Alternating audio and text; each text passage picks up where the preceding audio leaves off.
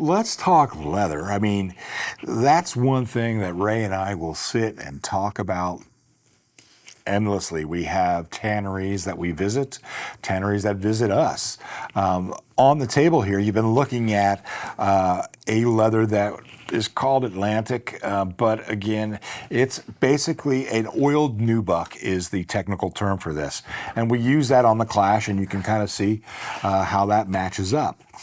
You know, surprisingly, what most people don't know is this is a full grain leather. This is a 2.2 millimeter thick leather. That it gets milled down to that even thickness for the factories to be able to use it. There are top grain, which is at the top of the back of the cow. And then there's things that we use on the tongue, which is at the belly, the lower part of the cow.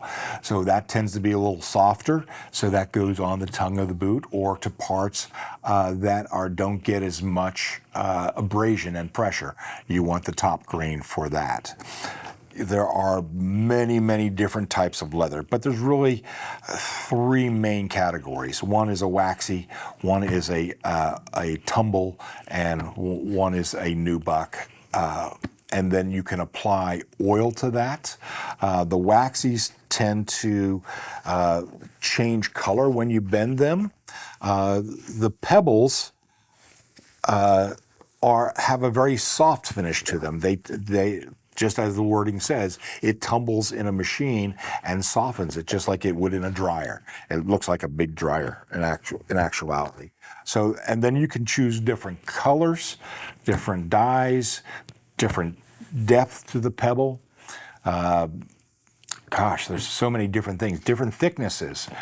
You can do a corrected leather, which means that you use a thin piece of leather and you put a polyurethane coating over it to make it consistent for the ease of the factory.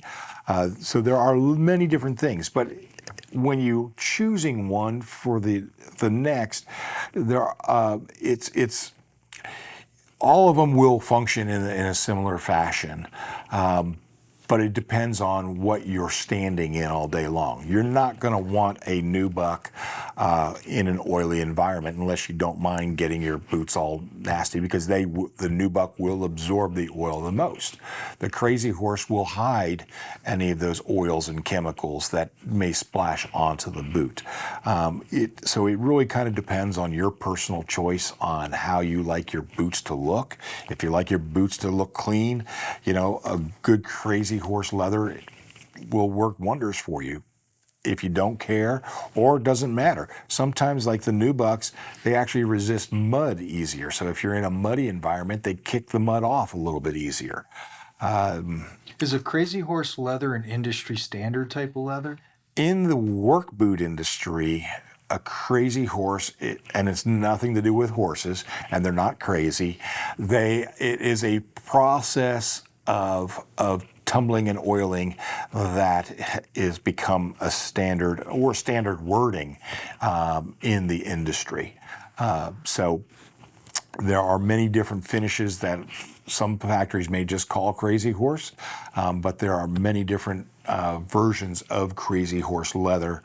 The old standard is an oiled, smooth, and when you bend it, you see it, and it gets a little crazy looking, and that's kind of the terminology from that. What are the benefits of using a Crazy Horse leather? Wow. So Crazy Horse leather has some nice features such as abrasion, good abrasion resistance. Again, there's a medium oil content generally to it, so it is kind of pre-softened. It again will look cleaner for longer. Generally, what's the thickness of the leather you like to use? Kind of in the work shoe industry, there's a standard of a 1.8 to 2.2. And that they're talking about is the millimeters of thickness. The cheaper materials can go down to 1.4 millimeters thick, and that tends to not hold up very well in a work boot. However, your athletic shoes or other items might be as thin as a 1 millimeter or 1.2 millimeters thick. Again, you're not looking for heavy duty use in an athletic shoe, but in a work boot, we want a 2.0 to 2.2 is kind of our standard thickness of leather.